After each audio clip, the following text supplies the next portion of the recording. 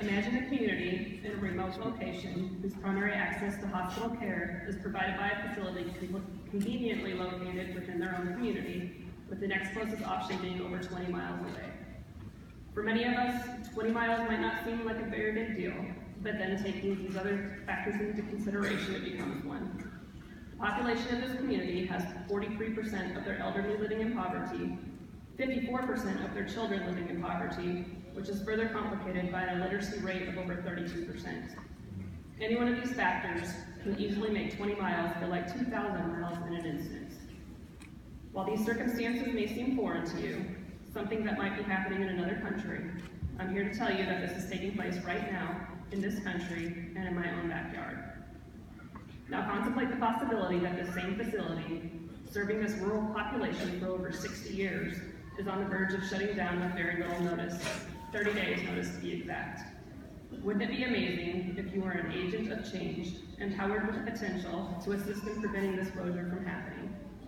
I had that opportunity just a few short months ago, thanks to my education at Western Governors University. Essentially, WGU helped me to help a rural community save access to local quality health care. Being a veteran of the United States military who served nearly a decade, I received a plethora of training that has been of use to me in my civilian life as well. After completing my service, I married a soldier who is now in his 18th year with the Army.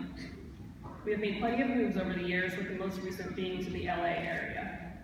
For most of you, LA is equated with living in California. In the Army, however, LA has a completely different meaning. For those of us living the Army aviation life, it means Fort Rucker, located in Lower Alabama.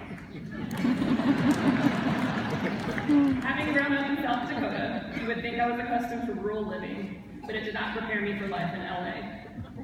Now, the people here are some of the kindest, most generous, hardworking individuals I have ever met.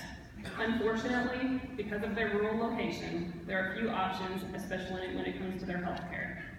Facilities are significant distances from one another, and specialty services are even farther from community. For example, if your child needs specialty pediatric care, you'll be required to transport them 3 hours to the nearest facility. Dealing with multiple socioeconomic challenges, including living well below the poverty line and having no access to quality local health care, can be crippling for a family. During the final semester of my Master's in Nursing Leadership and Management program at WGU, I closed the chapter of being a charge nurse in the emergency department. I pursued something more in line with what I had been studying. Initially, due to our rural location and lack of facilities, I thought that finding a master's level position would be near impossible. What I quickly learned, however, was that a significant number of jobs existed, but again, few options existed in healthcare for employers seeking a master's prepared nurse.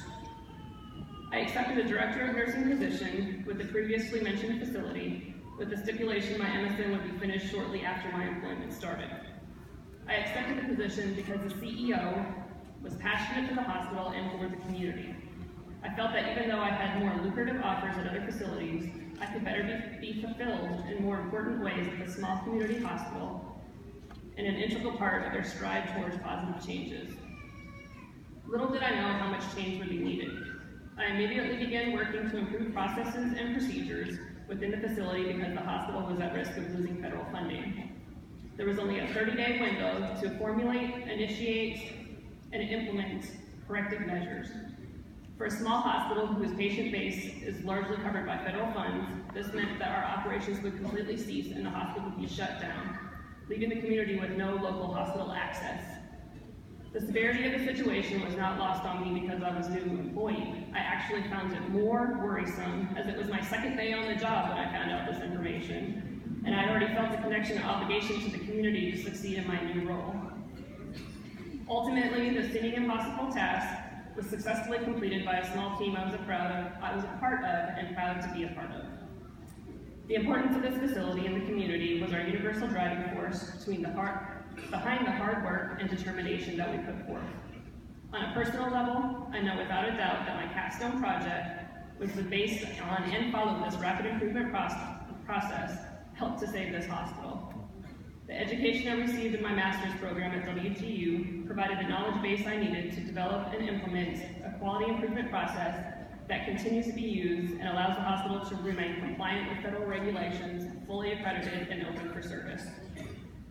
WGU allowed this military veteran, military spouse, full-time nurse, and mother of 2 boys under the age of 5, not only to complete my master's degree, but to do so a year ahead of schedule.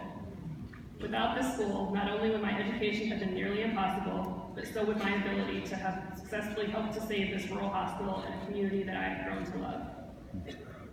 For these reasons, I will forever be thankful for all that WGU gave me and continues to give me, which was far more than just a simple diploma.